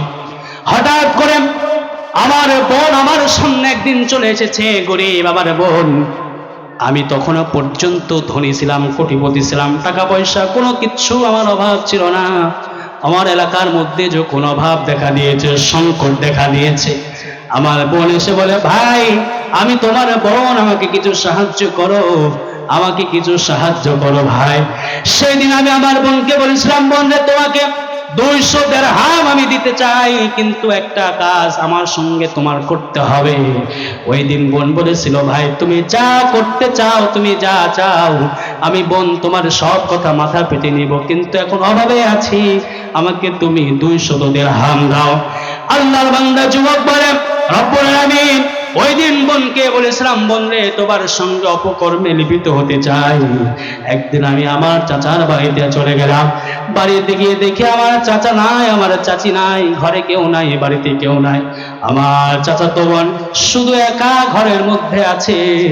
আমার চাচাতো বোনের সামনে আমি গিয়ে যখন হাজির হয়ে গেলাম, ঘরের দরজাগুলো যখন বন্ধ করে দিলাম, আমার চাচাতো বোনের সামনে আমি যখন দাঁড়িয়ে পড়েছি, আমি যখন জিনার কাজে লিপ্ত হতে যাব, আমার বোনের চেহারার দিকে যখন আমি তাকিয়েছি, আমার বোন আমাকে ডাক দিয়ে বলেন, ভাই রে, এই যে তুমি আমার জীবনে কলঙ্কের দাগ লাগাতে চাও, আজ পর্যন্ত আমার জীবনে কলঙ্কের দাগ কেউ লাগায় নাই।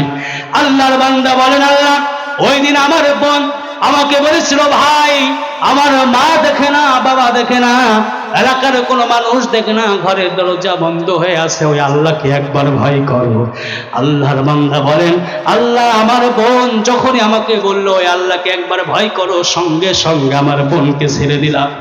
সঙ্গে সঙ্গে আমার বোনকে ছেড়ে দিয়ে বললাম, বোন রে, তোমাকে যত দিরহাম দিয়েছিলাম সব দিরহামগুলো আমি মাফ করে দিলাম। ওই দিন আমার বোনকে ছেড়ে আমি ওখান থেকে চলে আসলাম। দিন দিন প্রতিদিন আল্লাহ তোমার কাছে তওবা করতাম। আল্লাহ ওই দিন তোমার ভয়ে আমার বোনকে হাজারো সুযোগ থাকার পরেও আমার চাচাতো বোনকে ছেড়ে দিয়েছিলাম। আল্লাহ ওই দিনের ইবাদত, ওই দিনের ভয়টা যদি তোমার কাছে কবুল হয়ে যায়, তোমার কাছে যদি পছন্দ হয়ে যায়, আল্লাহ ওই দিনের এই ভালো কাজটুকু রসিলা করে আজকে এই পাহাড়ের গুহা থেকে আমাদের পরিত্রাণ দান করো। আল্লাহর বান্দা দোয়া করার সঙ্গে সঙ্গে পাহাড়ের গুহা থেকে কিঞ্চিত পরিমাণ পাথর সরে গিয়েছে। বাকি আছে আর কয়জন? আরেকটু জোরে বলেন কয়জন? পিছনের ভাইরা বলেন কয়জন? শেষ করলাম কয়জন? তৃতীয় নাম্বার ব্যক্তি দাঁড়িয়ে গিয়েছে, দাঁড়িয়ে বলে, রব্বুল আলামিন, আমি ধনী ছিলাম, আমার টাকা পয়সা সব ছিল, আমি একজন আমার বাড়িতে অসংখ্য মানুষ কাজ করত। আমার ছাগলের বিশাল একটি পাল ছিল। ছাগল পোষায়, গরু পালন করে, এই রকম মানুষ এই অঞ্চলে আছে না নাই? ছাগলের রাখালি করে এই রকম মানুষ আছে না নাই? এই কাজটাও কিন্তু সম্মানিত কাজ। আল্লাহর বান্দা ডাক দিয়ে বলেন, রব্বুল আলামিন, আমার ঘরে একজন যুবক কাজ করত। কাজ করতে করতে একদিন হঠাৎ অর্ধবেলা কাজ করে আমার ঘর থেকে চিরবিদায় নিয়ে চলে যায়। কোথায় গিয়েছে কোনো সারা শব্দ খুঁজে পাই না, তার কোনো দিশাও আমি পাই না। অনেক খোঁজাখুঁজি করেছিলাম, খোঁজাখুঁজি করেও তাকে আমি কোথাও খুঁজে পাই নাই। হঠাৎ অনেক দিন পরে দেখি ওই যুবক আবার আমার সামনে চলে এসেছে। এসে বললে, মুনি বাবা, আপনার বাড়িতে ওই যে অর্ধবেলা কাজ করেছিলাম, ওই অর্ধবেলা কাজের মজুরি আমাকে দিয়ে দেন। এলাকায় যাদের বাড়িতে কাজ যদি আপনারা দেন, কোনো মানুষ যদি একবেলাও কাজ করে, 3 মাস পর যদি এসে হাজিরা চায়, আপনারা কি দেন? আপনারা দেন? শ্রমিককে আমরা এত পরিমাণ শ্রমিকদের আমরা অত্যাচার করি। আল্লাহ রাসূল বলেন, শ্রমিকের ঘাম শুকানোর পূর্বে শ্রমিকের মজুরি তোমরা পৌঁছাইয়া দাও, শ্রমিকের মজুরি তোমরা বুঝিয়ে দাও। কিন্তু আমরা শ্রমিককে মূল্যায়ন কিন্তু করি না। আল্লাহর বান্দা বলেন, আয় আল্লাহ, ওই দিন আমার বাড়িতে যে ছেলেটা কাজ করত, ওই ছেলে আমার সামনে চলে এসেছে। এসে বলে, মনিব রে, আমি তোমার বাড়িতে কাজ করতাম, অর্ধবেলা কাজ দিয়ে এই কাজটুকু করেছিলাম, ওই কাজের যে মজুরিটা হয়েছে ওই মজুরিটা আমাকে দিয়ে দাও। আল্লাহর বান্দা বলেন, আল্লাহ, আমি যদি ইচ্ছে করতাম তার অর্ধেক বেলার মজুরি কেটে রাখতে পারতাম, তাকে মজুরি দিতাম না, কিন্তু আমি তা করি নাই।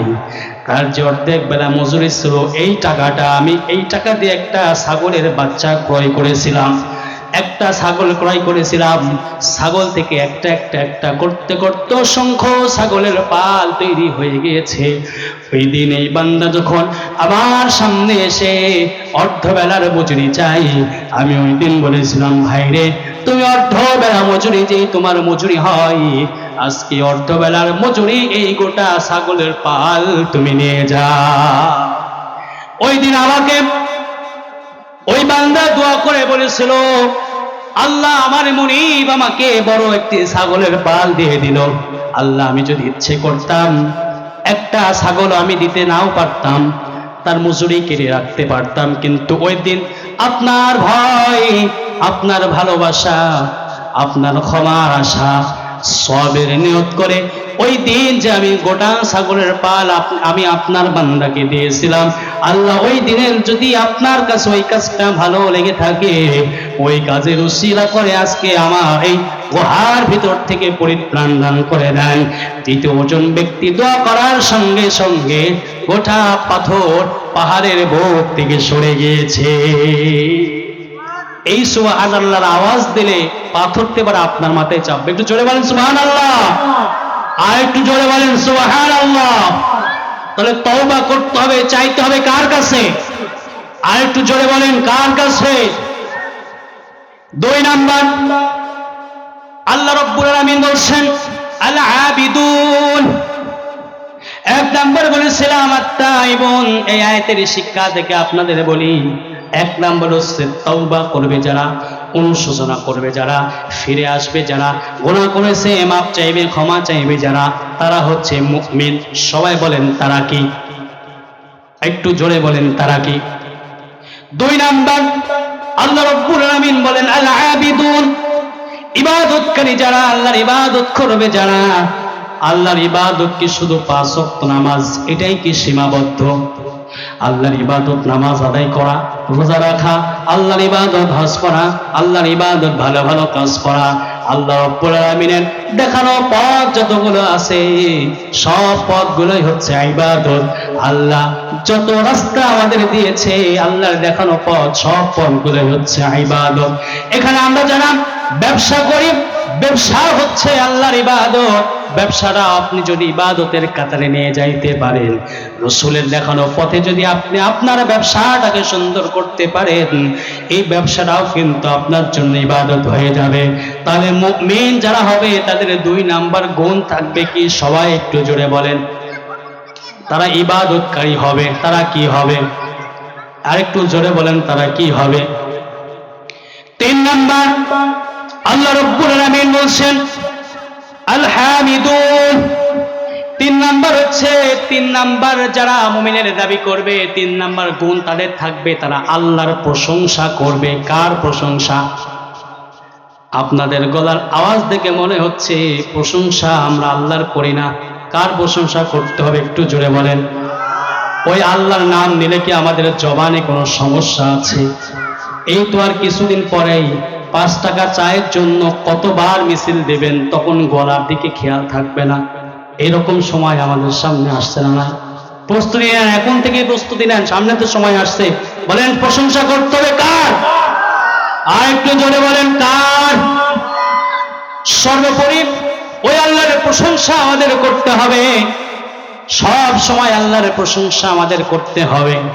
আল্লাহ বললেন, বান্দা বিপদে পড়েছো, তাও আল্লাহর প্রশংসা করো। আল্লাহর প্রশংসায় তুমি আল্লাহকে বড় করো। আল্লাহ রাব্বুল আলামিন বলছেন, যারা মুমিন দাবি করবে ওই সকল মানুষগুলোর 3 নাম্বার গুণ থাকবে প্রশংসাকারী। তারা আমি আল্লাহর প্রশংসা করবে। আবার আমি ফিরতে চাই, প্রথমের দিকে চাইতে চাই, মুমিন হবে যারা, তাদের 1 নাম্বার গুণ কি? সবাই একটু জোরে বলবেন। 4 নাম্বার রব্বুল আলামিন বললেন ওয়ারাকিউন আস-সাজিদুন। আল্লাহ রব্বুল আলামিন বললেন 4 নাম্বার হচ্ছে রুকুকারী হবে তারা। রুকু করবে যারা, তাদের সঙ্গে শরীক হবে তারা। এখন বলেন, এই এলাকার মধ্যে, সমাজের মধ্যে রুকুকারী খুঁজতে গেলে মসজিদ ছাড়া কোথাও কি রুকুকারী আর পাওয়া যাবে? এই রুকুকারী কারা? এখান থেকে আমাদের বুঝতে হবে, নামাজের শামিল আমাদের হতে হবে। 5 নাম্বার আল্লাহ বললেন সেজদাকারী হবে যারা। রুকু করবে যারা, সেজদা করবে যারা, তারাই হলেন আল্লাহর কাছে ওই দিন ওই সকল বান্দাগুলো রব্বুল আলামিনের কাছে মুমিনের দাবি করতে পারবে। আমার ভাইরা, নিজেকে ইমানদার দাবি করি, নিজেকে মুসলমান দাবি করি, কিন্তু নামাজের বেলায় আমাদের খোঁজ নাই। এইরকম মুসলমান আছে না নাই? এরপর আল্লাহ বললেন আস-সাইহুন, রমজানুল মুবারক মাসে রোজা রাখবে যারা, ইমানদার হবে তারা। এখন দেখেন, রোজাও রাখি আমরা। রোজার সময় যদি আসে, আমরা দেখি অনেক দোকানে পর্দা বেঁধে যায়। এরকম দোকান আছে না নাই? 11 মাস পর্দা নাই, কিন্তু রমজান মাস আসলে পর্দার অভাব নাই। এইরকম হয় কি হয় না? আল্লাহ রাব্বুল আলামিন বললেন, ইমানদার যদি হতে চাও 9টা গুণ থাকতে হবে। 9টা গুণের মধ্যে তোমার রোজাকারী হতে হবে, সেজদাকারী হতে হবে, রুকুকারী হতে হবে। তুমি রুকু করো, তুমি নামাজ আদায় করো না, তুমি রুকুকারী কেমনে হবে? কিয়ামতের ময়দান যখন, কবরের মধ্যে যখন তোমাকে রাখা হবে, কবরের সর্বপ্রথম প্রশ্নই তোমাকে করা হবে নামাজ পড়েছো কিনা। কিয়ামতের ময়দান যখন কায়েম হয়ে যাবে, দুনিয়ার কোনো হিসাব তোমাকে নেওয়া হবে না। ওই দিন তোমাকে হিসাব নেওয়া হবে। আউয়ালু মা ইউহাসাবু বিহিল আবদু ইয়াউমাল কিয়ামাতিস সালাহ। ও আমার দুনিয়ার বান্দারা, দুনিয়ার মধ্যে নামাজ ঠিকঠাক মতো পড়েছিলে কিনা? ওই দিন যদি আল্লাহকে বলি, আল্লাহ দুনিয়াতে কত মিথ্যা কথা বলে পার হয়েছিলাম, আজকেও মিথ্যা কথা তোমার সামনে বলবো। দুনিয়ায় কত ক্ষমতা ছিল, এই ক্ষমতা দিয়ে আজকেও তোমার সামনে মিথ্যা কথা বলবো। আল্লাহ নামাজ ঠিক 5 ওয়াক্ত পড়ছিলাম, 5 ওয়াক্ত না, নির্বাচন যখন আসতো 5 ওয়াক্তের জায়গায় 7 ওয়াক্ত হয়ে যেত। আল্লাহ কত নামাজ পড়েছিলাম। ওই দিন আল্লাহ ডাক দিয়ে বললেন, নামাজ তুমি পড়েছিলে? বলবে হ্যাঁ পড়েছিলাম। বলবে দাঁড়িয়ে যাও, কাতারে লাইনে দাঁড়িয়ে যাও। দুনিয়ার মধ্যে তুমি নামাজ পড়েছিলে, রুকু দাও। যারা দুনিয়ার মধ্যে সুন্দর করে নামাজ পড়ে নাই, ওই দিন মাজা বাঁকা হবে না। সুন্দরভাবে শুনে রাখেন, কঠিনভাবে শুনে রাখেন। আল্লাহ বলবে, তুমি তো দুনিয়ার মধ্যে নামাজ পড়েছিল, দাবি করছো নামাজ পড়েছো, তুমি এখন রুকু দাও, রুকু দিতে পারবে না। বলবে সেজদা দাও, সেজদা দিতে পারবে না। জবান দিয়ে অনবরত মিথ্যা কথাগুলো বলতেই থাকবে। আল্লাহ বলবে, বান্দারে তোর জবান আগে বন্ধ করে। কোরআনুল কারীমের মধ্যে সূরা ইয়াসিনের মধ্যে রব্বুল আলামিন বললেন, اليوم نختم على أفواههم وتكلمنا أيديهم وتشهد أرجلهم بما كانوا يكسبون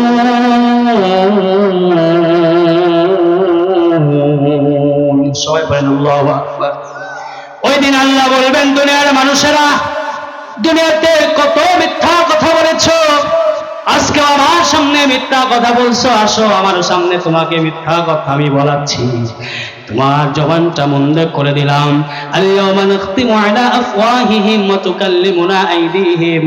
তোমার হাত দিয়ে কত অন্যায় করেছো, এই হাত দিয়ে কত মানুষের প্রতি জুলুম করেছো, এই হাত দিয়ে কত মানুষকে থাপড়াইছো, এই হাত দিয়ে কত মানুষকে বন্দুক চালিয়ে মানুষগুলোকে হত্যা করেছো, এই হাত দিয়ে কত সুদ ঘুষের টাকাগুলো আদান প্রদান করেছো, এই হাত দিয়ে কত চাঁদাবাজি টেন্ডারবাজির টাকাগুলো তুমি নিয়েছো, এই হাত দিয়ে কত মানুষের জমি দখল করে তুমি খেয়েছো, এই হাত দিয়ে কত রিলিফের মাল তুমি চুরি করেছো, এই হাত দিয়ে তুমি সমাজের মানুষগুলোকে কত অন্যায় ভাবে পিটিয়েছো, পা দিয়ে অন্যায় পথে দিয়েছো, এই পা দিয়ে কোরআনের মাজলিস যেখানে হয়েছে সেখানে যাও নাই, গানের মজলিস যেখানে হয়েছে সেখানে তুমি দৌড়াইয়া দৌড়াইয়া চলে গিয়েছো, দুনিয়ার স্বার্থের মধ্যে চলে, দুনিয়ার স্বার্থ যেখানে ছিল সেখানে তোমার পাকে তুমি ব্যয় করেছো, পাকে তুমি খরচ করেছো। ও আমার বান্দারা, শুনে রাখো, তোমার হাত আজকে জবাব দিবে, তোমার পা আজকে জবাব দেবে, তোমার চক্ষু দুটো আজকে জবাব দেবে, চক্ষু দুটো দিয়ে তুমি কি কি সেই দিন করেছিলে।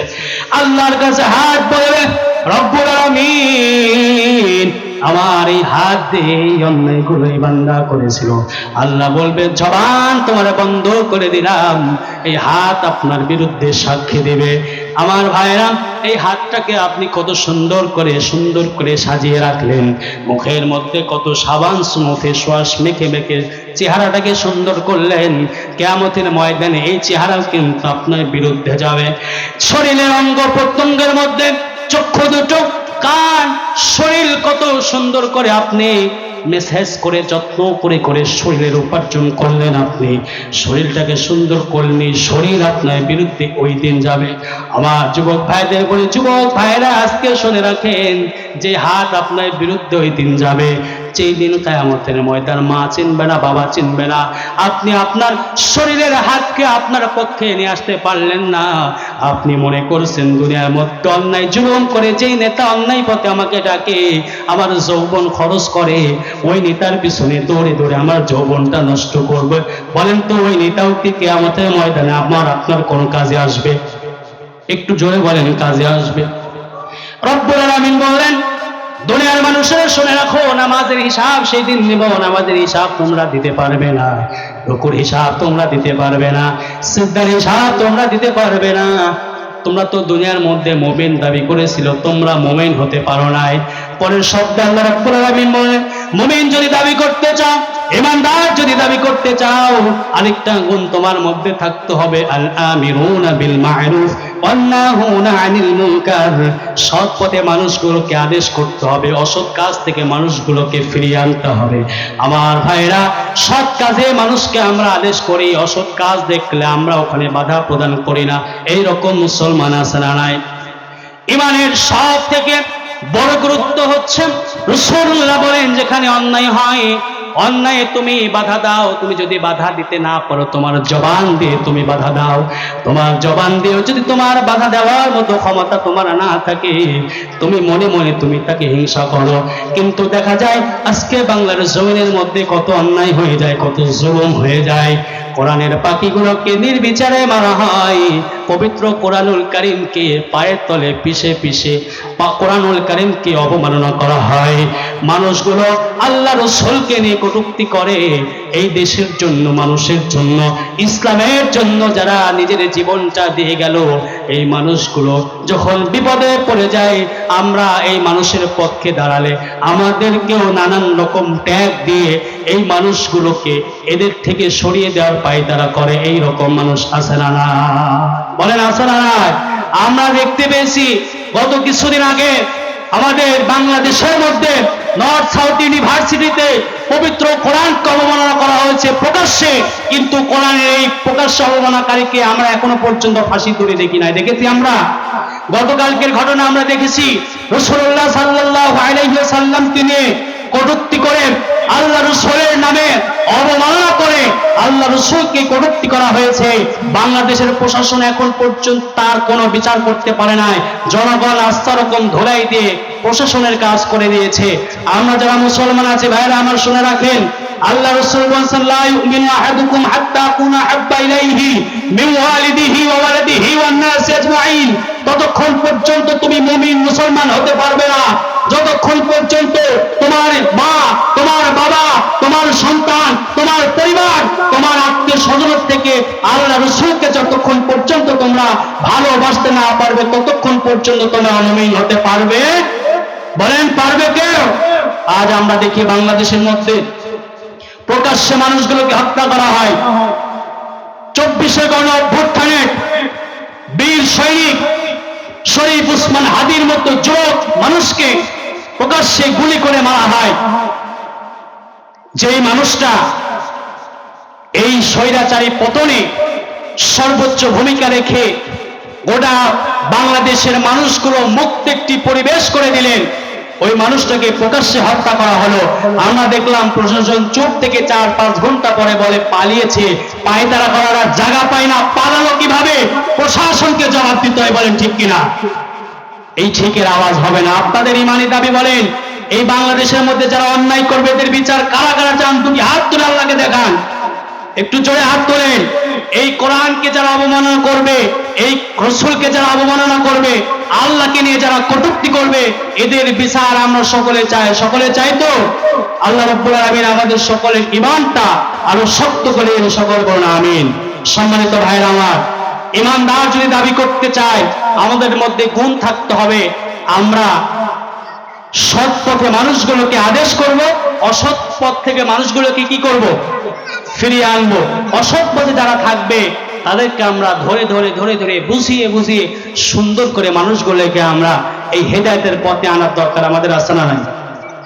সম্মানিত ভাইরা আমার, সৎ পথে আমরা মানুষগুলোকে আদেশ করি, বারবার বলি সন্তানরে ভালো কাজ করো। অনেক সময় দেখা যায় বাবা হাজী সাহেব হজ করে এসেছে, বাবা 5 ওয়াক্ত নামাজ আমাদের সঙ্গে আদায় করে, শীতের রাতে সন্তান ল্যাপ তুষক গায়ে দিয়ে আরামে ঘুমায়। এইরকম হাজী সাহেব আছে না নাই? আর একটু জোরে বলেন আছে না নাই?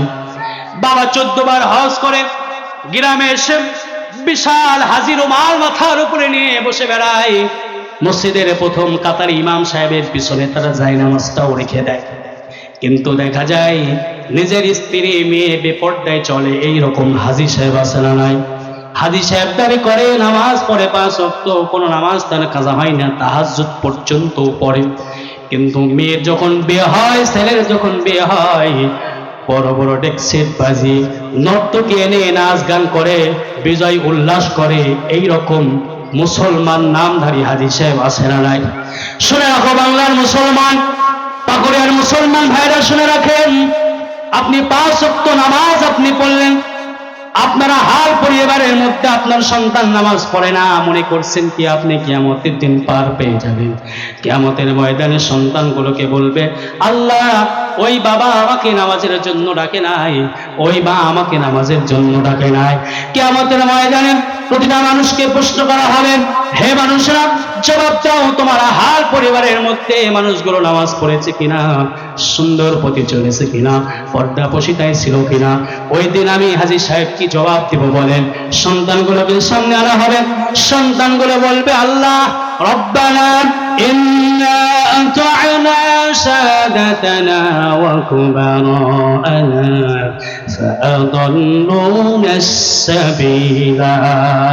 ওই দিন সন্তানগুলো বলবে, আল্লাহ আমি তো খারাপ কাজ করতে চাই নাই, আমার বাবা কোনোদিন নিষেধ আমাকে করে নাই, আমি তো অন্যায় পথে যাইতে চাই না, আমার বাবা কোনোদিন নিষেধ করে নাই, আমি শীতের রাতে ঘুমিয়ে পড়েছি, ওয়াজ শুনে রাতে যখন ঘুমিয়েছি মা ডাক দিয়ে বলে, সন্তান ওঠ ফজরের নামাজ পড়। বাবা বলে, এইমাত্র ঘুমালো, আমার সন্তানের ঘুমের ঘাটতি হবে, শরীর নষ্ট হয়ে যাবে। এইরকম ভাবে বোঝানো বাবা, অতি দরদি বাবা আছে না নাই? শুনে রাখো আমার বাবারা, কলেজার টুকরা বৃদ্ধ বাবাজিরা, যারা বাবা হয়েছেন সকলে শুনে রাখেন, আপনার সন্তানকে যে আপনি আশ্রয় প্রশ্রয় দিলেন, এই সন্তানটা কিয়ামতের দিন আল্লাহর কাছে বলবে, আল্লাহ ওই মা বাবাকে আমার সামনে নিয়ে আসো, আমি শুধু শুধু জাহান্নামে যাব না। ওই মা বাবাকে আমার সামনে শুইয়ে দাও, ওই মা বাবার বুকের উপরে পাড়া দিয়ে দিয়ে আমি জাহান্নামে যাইতে চাই। আমার কলিজার টুকরা বাবাজিরা, নিজে নামাজ আদায় করেন, সন্তানকে নামাজের তাগিদ দেন, নিজে ভালো কাজ করেন, সন্তানগুলোকে ভালো কাজের আদেশ দেন। নিজে ভালো কাজ করেন, পরিবারকে ভালো কাজের আপনি আদেশ দেন।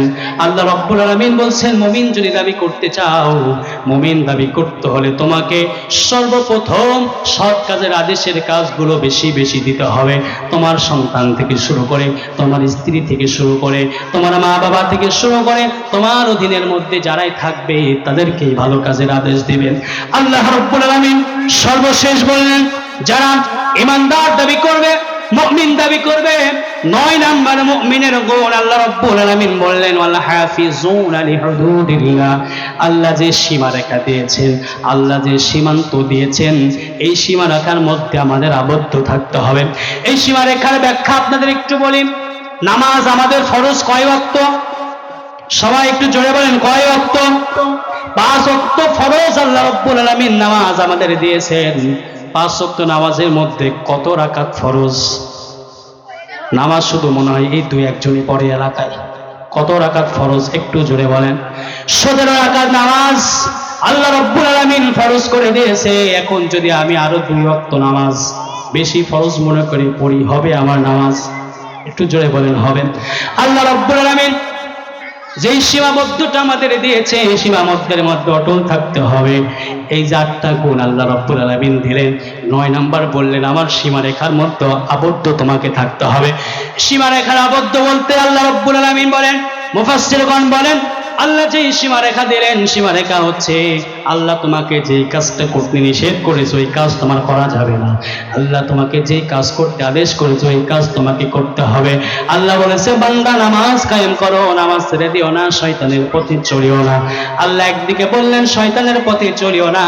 আমরা যদি শয়তানের পথে চলি, আল্লাহর সীমারেখা থেকে আমরা কিন্তু বের হয়ে গেলাম। আবার আল্লাহ রাব্বুল আলামিন অপর দিকে বললেন, তোমরা নামাজ আদায় করো, ভালো ভালো কাজ করো। আমরা যদি আল্লাহর দেখানো পথ ভালো ভালো কাজ না করি, আমরা কিন্তু আল্লাহর সীমাবদ্ধ সীমারেখা থেকে বেরিয়ে পড়লাম। আল্লাহ রাব্বুল আলামিন সর্বশেষ বললেন, ওয়াবাশশিরিল মুমিনিন। এই 9টা গুণ যার মধ্যে থাকবে তারাই প্রকৃত মুমিন হয়ে যাবে। বলেন সুবহানাল্লাহ। আমার ভাইরা, এবার আপনি লক্ষ্য করেন, নিজের দিকে তাকান, নিজের শরীরের দিকে তাকান, মনের দিকে তাকান। এই যে 20 বছরের যুবক আমরা যারা আছি, 15, 16, 20, 25, 30, 35, 40, 60, 70 যারই বয়স হয়েছে, একটু চক্ষু দুটো বন্ধ করবেন। রাতে যখন ঘুমাবেন, ঘুমানোর সময় চক্ষু দুটো বন্ধ করে বালিশে মাথা দিয়ে একটা বার চিন্তা করবেন, হায়রে আমার জীবনে কত অন্যায় করলাম। অনেক যুবক ভাইকে দেখা যায়, যুবক ভাইরা ঘুমানোর সময় কোনো জিকির আজগার নাই, কোনো চিন্তা ভাবনা নাই, কানের মধ্যে ইয়ারফোন ঢুকে গান শুনতে শুনতে ঘুমায়। এইরকম যুবক এই এলাকায় আছে না নাই? এই এলাকায় মনে হয় নাই। আমার যুবক ভাইদের বলবো, আমার মা বোনদের বলবো, ও আমার যুবক ভাইরা, আমার মা বোনেরা, সকলে শুনে রাখেন, অশ্লীলতা থেকে আপনি চলে আসেন। রাতের আধার গভীর রজনীতে আপনি যখন অন্যায় কাজ করবেন, আপনার অন্যায় দুনিয়ার কোনো মানুষ দেখে না। আপনি যখন ঘুমিয়ে পড়ছেন, ঘরের দরজা বন্ধ করে দিয়েছেন, আপনার মা বাবা ঘুমিয়ে গিয়েছে, সন্তান স্ত্রী সবাই ঘুমিয়ে গিয়েছে, আপনি সন্তান, আপনি ওই যে কানের মধ্যে হেডফোন ঢুকিয়ে আজে বাজে গান শুনছেন, অশ্লীল ভিডিও মোবাইলের মধ্যে দেখছেন। এইগুলো সব কিছু আল্লাহ দেখেন কি দেখেন না? একটু জোরে বলেন, দেখেন কি দেখেন না? এই যে আপনি রাতে ঘুমানোর পূর্বে আপনি যে ঘুমিয়ে গেলেন, গান শুনতে শুনতে ঘুমিয়ে গেলেন, ভাইরা মনের মধ্যে একটু চিন্তা আসে না, হায়রে রাতের মধ্যে যদি মারা যায়, সকালে তো ঠিক এই অবস্থাতে আমাদের দাঁড়াতে হবে। কত জায়গায় আমরা দেখতে পাই যুবক ভাইরা রোড অ্যাক্সিডেন্টে মারা যায়, এইরকম নজির আছে না নাই? আজকেও দেখলাম ঈশ্বরদী এয়ারপোর্ট বিমানবন্দর রোডে 2 জন মারা গিয়েছে। গত 16 ডিসেম্বরের দিনে আমরা দেখেছি লালন শাহ সেতুর উপরে আপনাদের অঞ্চলে ঈশ্বরদীর ভিতরের ঘটনা ভাইরা, বাইরের ঘটনা না। দুইজন মোটরসাইকেল অ্যাক্সিডেন্ট করে মারা গিয়েছে, যুবক, তাজা প্রাণ চলে গিয়েছে। এদের ভবিষ্যৎ প্ল্যান কত দূর ছিল, আপনি প্ল্যানটা একটু মিলান। আপনি যুবক হয়েছেন, আপনার ভবিষ্যৎটা আপনি সকলে সেটেল করে রেখেছেন। কোথায় কখন কি করবেন সবগুলো কিন্তু আপনার লিপিবদ্ধ করা আছে, আছে না নাই? কিন্তু একটা আমল আপনি লিপিবদ্ধ করলেন না।